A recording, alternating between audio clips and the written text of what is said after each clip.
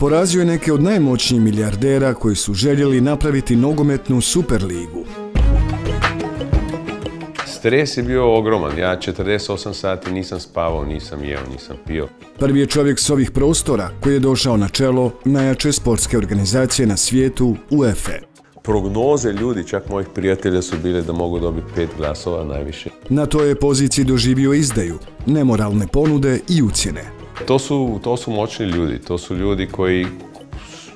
Ja sam dobio prijetnje, ja sam dobio ponude od svakakve. Da ne radim to, pa bi bilo možda financijski dobro za mene.